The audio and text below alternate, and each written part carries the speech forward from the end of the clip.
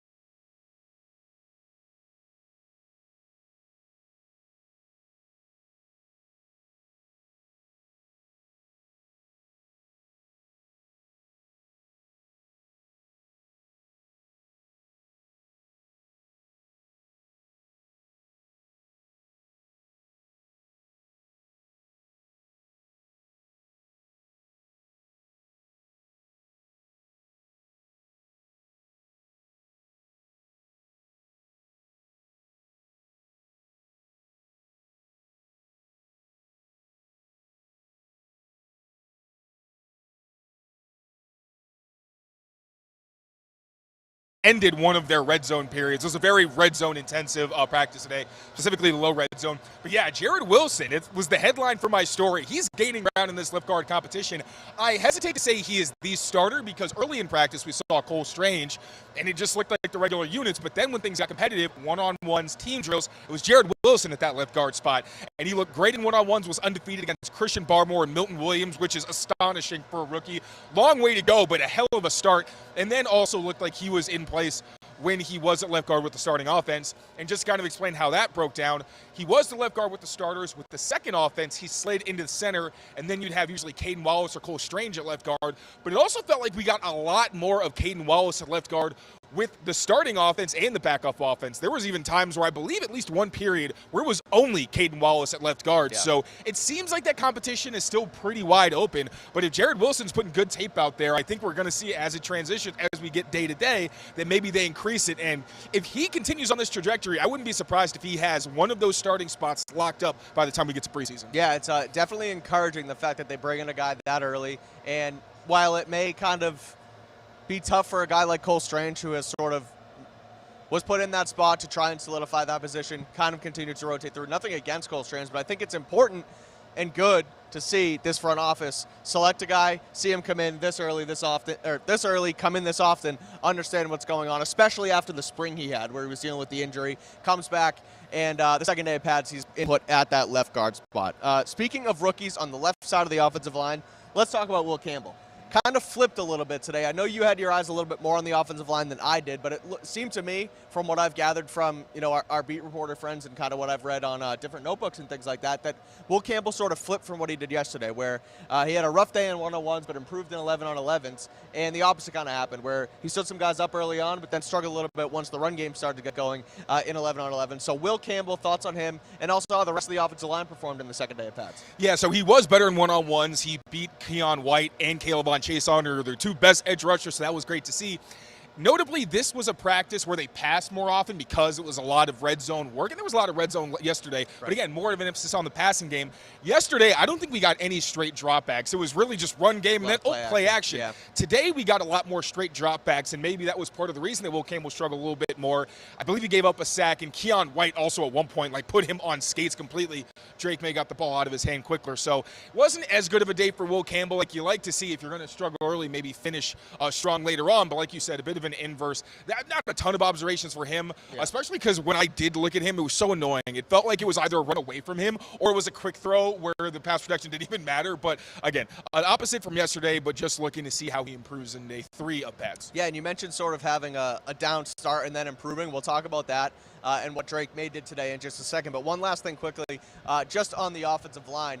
I like that, again, they've stayed competitive, and yes, it's been up and down, but it's not all downhill like it has been the last couple of years. And I mentioned that yesterday. I think I even mentioned it early here on our show and on our stand-up that we did earlier as well. But the last couple of seasons when the Pats came on, it was, oh no, the offensive line's a train wreck. We need to, a couple of years ago, it was a complete revamp with Matt Patricia here.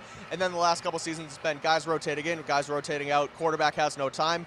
Drake May a few times today, good pocket, then bad pocket, good pocket, then bad pocket. So it's like things are starting to come together where, yes, you're going to have, your guys are going to get beat. But for him to actually be able to step back multiple times, deliver a pass with plenty of time is encouraging to see. So I want to touch on Drake May, his roller coaster today. A couple plays of the day. We'll talk about the kicker competition as well. But first, we have to talk about our friends over at Prize Picks, the best place to get in on all of the action over at Prize Picks. Use our code CLNS. You get $50 instantly after you play your first $5 lineup. Red Sox played tonight once again at Minnesota. I know it was a train wreck of a loss last night after a 90-minute rain delay. Jordan Hicks got wild, and the Red Sox couldn't get it done, but they're back at it again in the Twin Cities. I'm going to go with Red Sox starting pitcher Lucas Giolito to have more than 5.5 strikeouts, and I'm going to go with Twins infielder Carlos Correa to have more than half a single. I do think Correa can get his back going again, but I also think Giolito strikes out the side 2 times to get 6 strikeouts. Ooh. That's more than 5.5, so we'll see how it goes as the Sox continue their fight for the postseason. Again, if you want to get in on the action with us, head over to Prize Picks, use code CLNS. You get $50 instantly after you place your first $5 lineup. Prize Picks, run your game. All right, that's Prize Picks. Now let's talk about Drake May.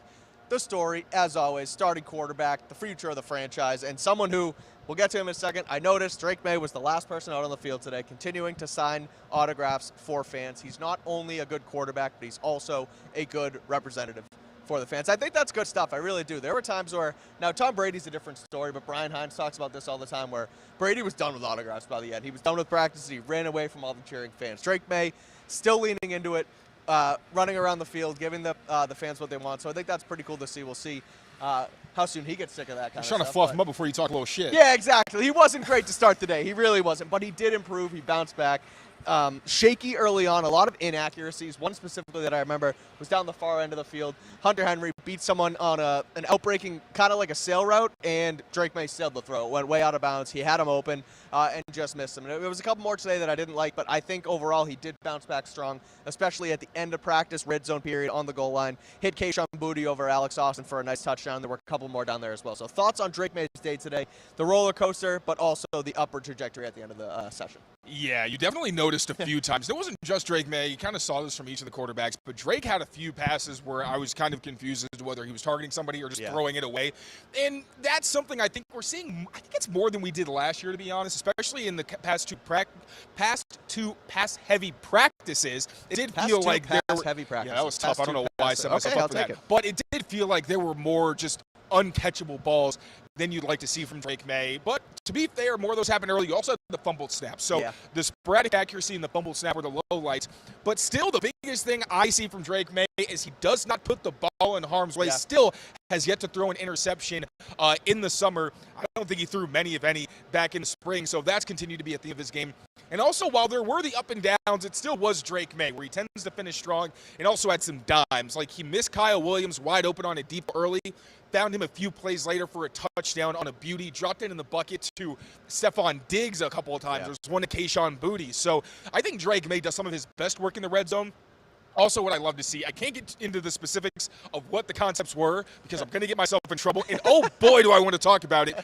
Make sure you watch our video on CLNS Media, or I'm sorry, Patriots Press Pass for the QB run breakdown. You're going to see some of it, but we did start to see more of that. Joshua Dobbs also told us that Josh McDaniels wants to be able to exploit Drake May's athleticism, especially once they get into scoring territory and they can smell that they're probably going to get past the end line. So yeah, Drake May's starting to actually carry the ball. I really like the plays we saw. Again, I'm not getting excited, folks. I'm not going to get myself in trouble, but it was really nice to see that Drake May's athleticism is finally being maximized, especially when you get down in the money zone. Yeah, and hearing from Josh Dobbs was nice too. Just hearing about what Josh McDaniels has been able to bring to this offense. He said they come in every day, and Josh asked him, "Do you love football today? Do you love football today?" So you got to love Josh McDaniels. I feel like he went to some kind of meditation retreat or whatever. Like he feels very took off all that year. weight too. Yeah, he's very good for looking you. Very good. Good for you, Josh. Good I know you're watching, so oh yeah, of course. Good stuff, Josh. But so yeah, no, we'll see what happens with the offense. Josh McDaniels, Drake May, but overall. Good vibes in the room, and that's what Josh Dobbs said as well. They like the quarterback room that they're in with himself, Drake May, and then Ben Woolridge as well. The thing about Drake May, you mentioned it a little bit there with the no turnovers. Remember we were here over the spring, and he had that 4 turnover day. He threw 4 interceptions. Everyone made a big deal out of it. We probably did too. No, I remember I specifically didn't because I was like, the 4 looks bad, but only one of them where I was like, that was a really bad decision. And then there were some funky circumstances around the offense. Well, not even those funky circumstances aren't even happening now. He's not putting the ball in harm's way. He's running. He's remaining a thrower. We saw that in the Forge and Foxborough clip with Mike Vrabel kind of saying, always keep your eyes downfield and then run when you finally have to. So good stuff from May, protecting the football. Again, sporadic with the accuracy, but that's something where last season we saw that early from him too. He dialed in his footwork and ended up being a really accurate passer down the stretch. So not terribly worried there yet, but we'll keep an eye on Drake May as these practices continue. A couple more notes. Javon Baker, I thought, had the play of the day. Fade route from Joshua Dobbs. He completely mossed Marcellus style. Took it right off of his helmet and didn't do a ton of Javon Baker celebrating after. I think he gave a look to the stands. There was something that happened a few plays later, though. What was that? What did I miss? So Javon did catch the touchdown, which, again, it looks like it's what you hope to see from Javon. Because he has an explosiveness that they don't really have other than maybe pop. And you definitely saw it by him jumping over and getting it over Dial's head from Joshua Dobbs. But a few plays later, he wound up lining up incorrectly, and they wound up having to burn a timeout and blowing the play dead. So up and down from Javon. Yeah, like kind of what you'd expect, unfortunately, and that's been the theme for Javon. Yeah. And I will say there was that one day that we kind of hyped up. I don't remember him having a distinctly bad play that day, but a theme has kind of been, Javon may do something positive, but then it just feels like something soon after where it kind of pulls you back to reality, and it's like, oh, this is the issue. You need to be more consistent. So I think we're all rooting for Javon Baker. The highlights are awesome to watch, but you also need to make sure you're locked in and being where you're expected to be. Last year, that's what Alex Van Pelt said when we asked, why isn't Javon playing more? You need to be trusted to be where you're supposed to be, run the right route, execute your assignment, all those things. So a step in the right direction, but then a bit of a step back as well. There was one play down in the goal line that I saw from both the offense and the defense, and you saw some good on both sides. It ended up becoming a PBU, but Drake May drops back.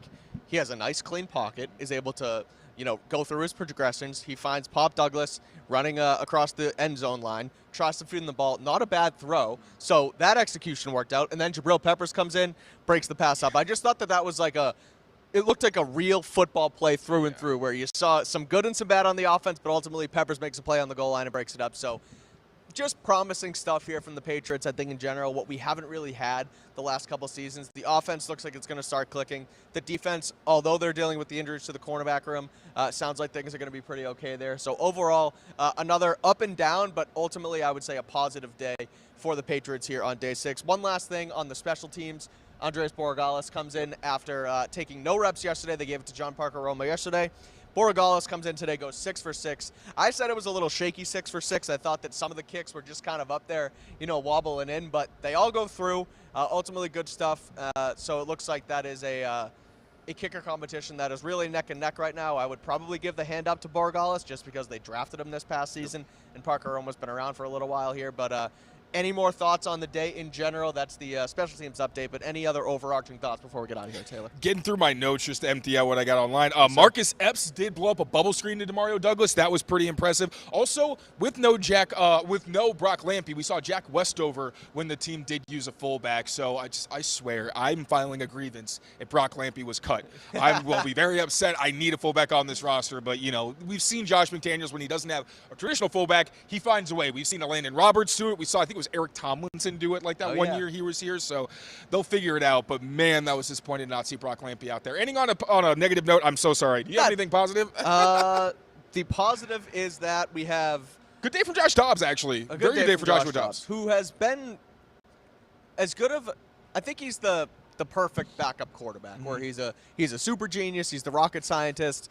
He can go out there and he can win a game for you, but he's not going to come in and be your starter or really challenge you to win that job because he is kind of sporadic, but seems like a good guy in the room. I mentioned he's good people. He's good people, so someone good to learn from Drake May, where Drake May's clear starter, Josh Dobbs clearly the backup, and we'll go from there. But I think that's it for our Day 6 recap. We'll be back tomorrow on Wednesday, Day 7. TBD on if they're in full pads just yet, but we'll hear from Mike Vrabel in the morning. Be back down here for the session, and then break it all down right here once again on Patriots Press Pass. So make sure you keep it here, rate, review, and subscribe to the channel. We have a ton of other content coming out. Greg Bedard just recorded his stand-up. Andrew Callahan's 2 minutes early on. Alex and Brian have Pat's Beat coming up in just over a half hour, 4 o'clock here on the channel. So keep it locked in for the best Patriots digital content in the universe. Take care of yourselves. Take care of each other. We'll be back tomorrow. See you next time. Peace out, everyone.